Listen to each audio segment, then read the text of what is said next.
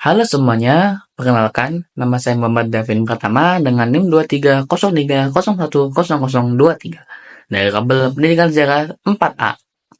Dalam video kali ini itu saya akan membahas hasil resensi untuk UAS ujian akhir semester Sejarah Pergerakan Nasional Indonesia.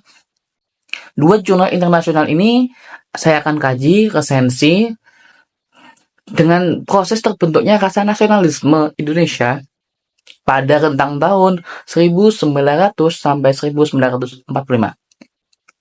Dua jurnal itu saya ambil dengan judul yang saya temui yaitu The Developing Identity, Exploring the History of Indonesian Nationalism oleh Thomas Joseph Bussell dari University of Vermont pada tahun 2021.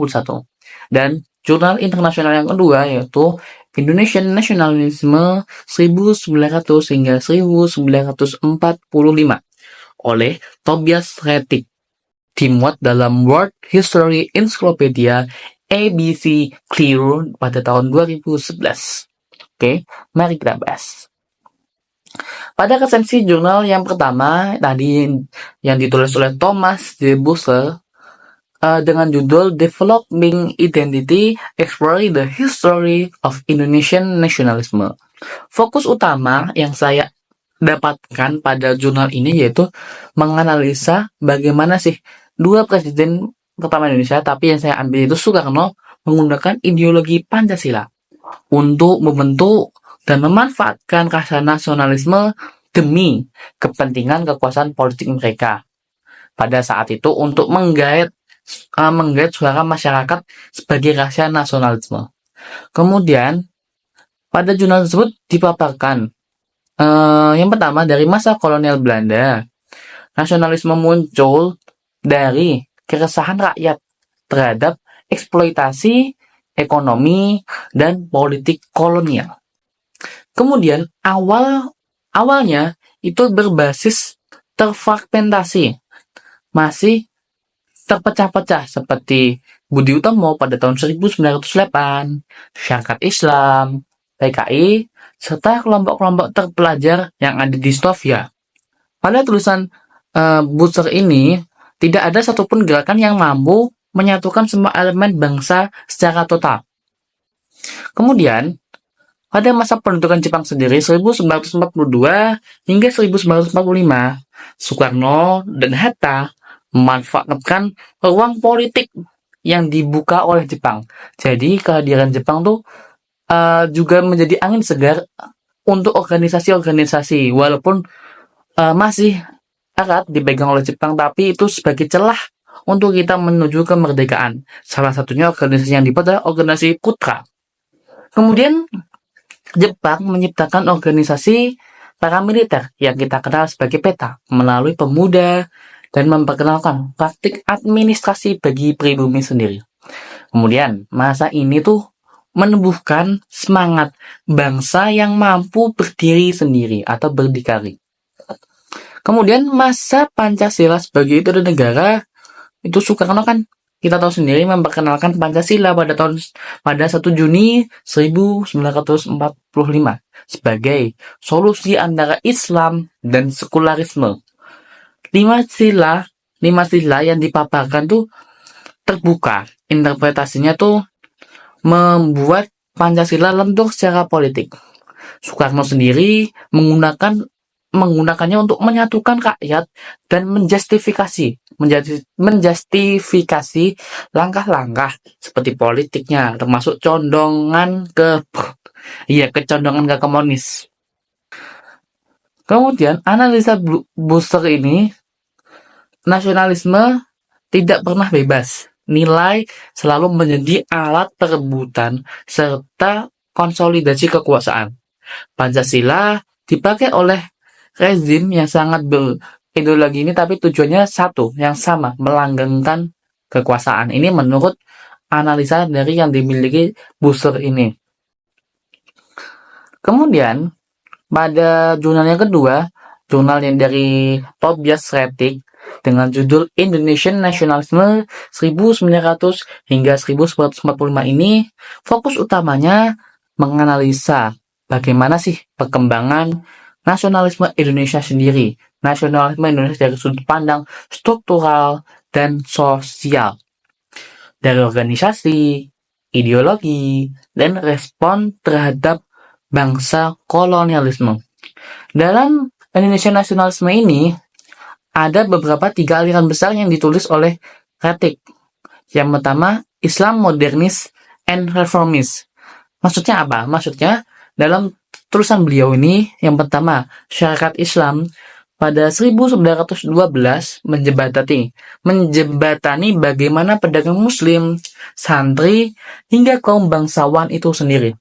Kemudian, Muhammadiyah bergerak dalam bidang pendidikan dan dakwah, bukan politik secara langsung.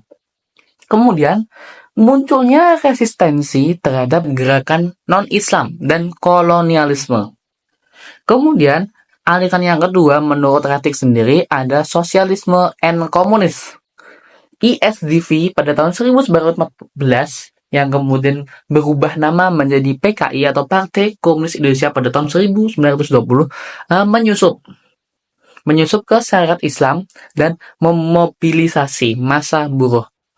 Kemudian kita tahu sendiri bahwasanya akibat ISDV atau PKI itu menyusup ke SI syariat Islam menyebabkan terjadinya perpecahan antara SI merah dan SI putih. Kemudian pemberontakan 1926 sendiri sampai 1927 membuat PKI dihancurkan oleh Belanda. Tapi semangat hidupnya tuh dia lewat bawah jalur tanah, pergerakan bawah tanah. Kemudian aliran yang ketiga menurut Rettig sendiri itu nasionalisme sekuler, dipelopori oleh PNI, Partai Nasional Indonesia, pada tahun 1927. Dan tokoh-tokoh seperti Soekarno, Hatta, dan Syahrir itu mengedepankan cita-cita kebangsaan. Lintas agama, etnis itu disatukan menggunakan bahasa Melayu sebagai bahasa pemersatuan sebelum bahasa Indonesia ada. Kemudian, pada tahun Kongres Pemuda 1928 menarikan yang namanya Sumpah Pemuda, bendera merah putih, lagu Indonesia Raya, dan nama Indonesia. Kemudian Rettig mengemukakan pada masa Jepang tuh melemahkan Belanda, tapi juga memberikan ruang politik untuk tokoh-tokoh nasionalisme seperti organisasi Masyumi dan Peta tuh terbentuk. Kemudian Soekarno tuh memanfaatkan propaganda Jepang untuk menyampaikan pesan kemerdekaan kepada massa khalayak luas.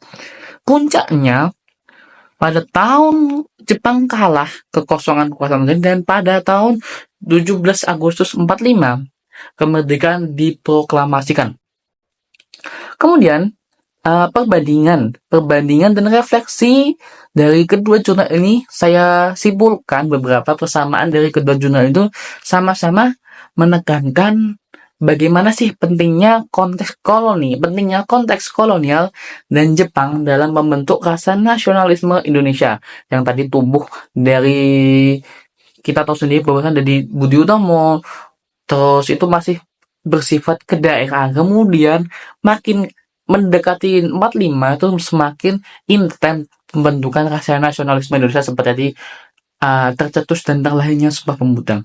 Kemudian menunjukkan bahwa rasa nasionalisme Indonesia itu bukan tunggal, tapi hasil interaksi antara berbagai ideologi tekanan geopolitik. Kemudian perbedaan utama dari dua jurnal ini yang saya dapat, yang pertama dari aspek kefokusan milik Thomas Busser ini menurut saya sendiri itu manipulasi secara ideologis oleh elit karena ditekankan oleh Soekarno. Kemudian fokus utama dari ini Tobias Rettig itu struktur sosial, gerakan dan aktor-aktor masyarakat yang terlibat. Jika Thomas Busser itu hanya menekankan pada Soekarno, dan sebaliknya Tobias Rettig tuh hampir mengikutkan masyarakat yang lainnya.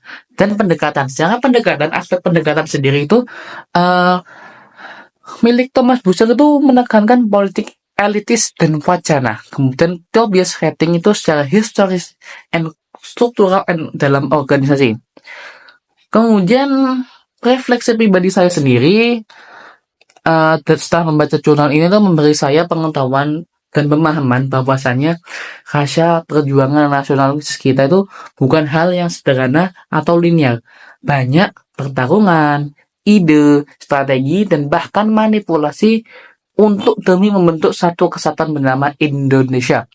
Nasionalisme sendiri ini dari bukan Indonesia sentris, dari penulis luar tuh seperti Benedict Anderson tuh memang komunis tuh terbayang dan kita masih terus membayangkan hingga saat ini. Oke, sekian dari presentasi saya. Kurang lebihnya mohon maaf terkait isi ulasan terkait dua jurnal internasional yang saya kemukakan dengan mengenai sejarah nasionalisme Indonesia. Semoga bermanfaat. Sampai jumpa di kesempatan berikutnya. See you and merdeka.